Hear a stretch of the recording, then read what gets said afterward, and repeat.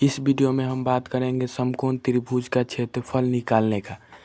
समकोण त्रिभुज का क्षेत्रफल देखिए, ये कर्ण दिया है 5 मीटर और ये आधार दिया है 3 मीटर और ये लंब निकालना पड़ेगा, क्योंकि समकोण त्रिभुज क्षेत्रफल निकालने के लिए लंब निकालना पड़ेगा।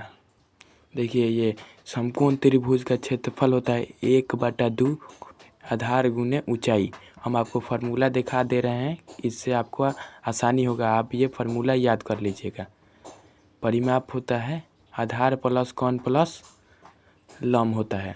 समकोण त्रिभुज का कर्ण होता है, कर्ण बराबर हम लिख सकते हैं √अंडर लंब के स्क्वायर प्लस आधार के स्क्वायर, आधार के स्क्वायर लिख सकते हैं। और समकोण त्रिभुज का लंब होता है, देखिए ये लंब निकालना पड़ेगा। और लंब निकालने का फार्मूला यही होता है √अंडर कोण के स्क्वायर माइनस आधार का स्क्वायर। समकोण त्रिभुज का आधार होता है, आधार बराबर हम लिख सकते हैं √अंडर कोण के स्क्वायर माइनस लंब के स्क्वायर।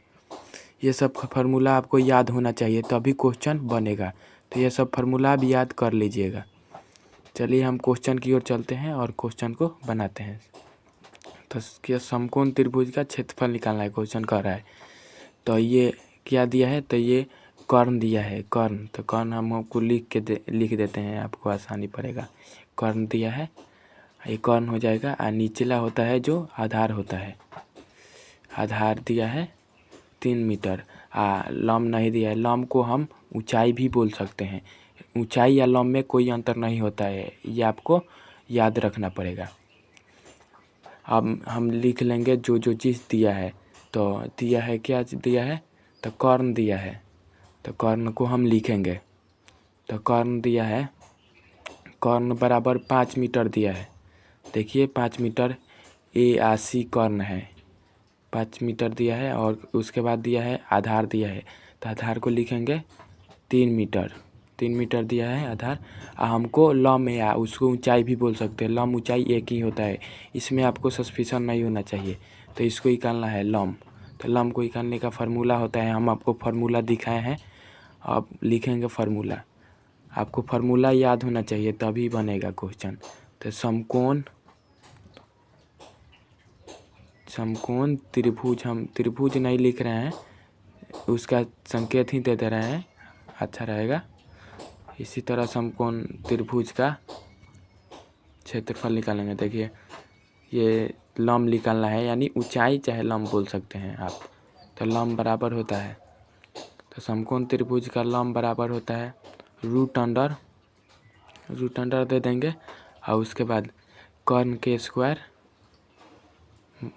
माइनस होता है, सॉरी गलती हो गया, माइनस आधार का स्क्वायर। आधार शॉर्टकट में लिख दिए हैं, आपको बुझाना चाहिए। चलिए सॉल्व करते हैं। तो √अंडर हो जाएगा कर्ण, कर्ण कितना दिया है देखिए, हम आपको दिखाते हैं ऊपर। कर्ण दिया है 5 मीटर, 5 मीटर दिया है। तो इसको हम लिख लेंगे कर्ण 5 मीटर। 5 दिया है तो 5 स्क्वायर है फार्मूला के, तो स्क्वायर लिख दिए, माइनस है तो माइनस लिख दिए। उसके बाद आधार कितना दिया है 3 मीटर। तो आधार 3 है तो 3 लिख देंगे आधार। इसको स्क्वायर फार्मूला के स्क्वायर है तो दे देंगे। इसको सॉल्व करेंगे आगे, √अंडर हो जाएगा 5 के स्क्वायर, ये क्या दे दिया यार, 5 का स्क्वायर, सॉरी गलती हो गया, थोड़ा इसको सुधार देते हैं। 5 का स्क्वायर 25, माइनस हो जाएगा 3 का स्क्वायर 9। आपको स्क्वायर भी याद होना चाहिए। 5 का स्क्वायर 25 होता है। अब इसको घटाएंगे तो कितना हो जाएगा, 25 में से 16 घटेगा तो सॉरी 9 घटेगा तो 16 हो जाएगा, 16 हो जाएगा। और इसका वर्गमूल होता है 4। मीटर लगा देंगे क्योंकि मीटर में दिया है सब। तो क्या हो जाएगा, लंब आ जाएगा, लंब हो गया 4 मीटर। इसको ऊंचाई भी आप बोल सकते हैं, लंब ऊंचाई एक ही होता है। अब लंब भी निकल गया 4 मीटर। अब समकोण त्रिभुज का क्षेत्रफल हमको निकालना है, तो समकोण त्रिभुज का क्षेत्रफल निकालेंगे पहले। तो समकोण त्रिभुज का क्षेत्रफल लिखेंगे, समकोण त्रिभुज त्रिभुज का क्षेत्रफल।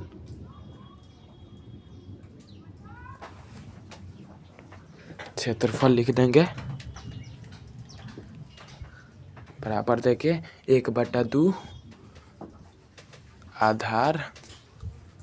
आधार गुने ऊंचाई होता है समकोण त्रिभुज का क्षेत्रफल।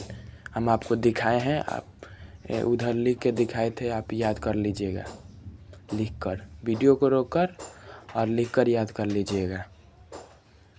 अब आधार देखिए, आधार कितना दिया है।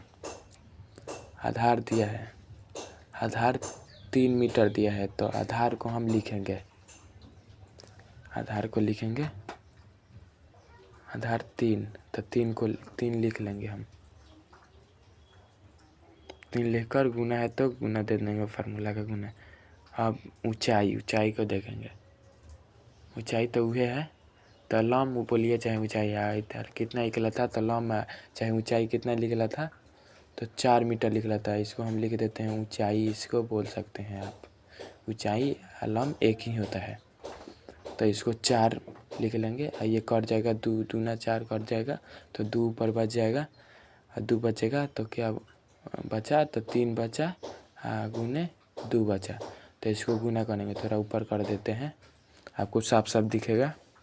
गुना करेंगे तो 6 हो जाएगा मीटर स्क्वायर, क्योंकि क्षेत्रफल हमेशा स्क्वायर में होता है, तो मीटर स्क्वायर हो जाएगा। अगर ये वीडियो आपको अच्छा लगा हो तो लाइक और सब्सक्राइब ज़रूर कीजिएगा।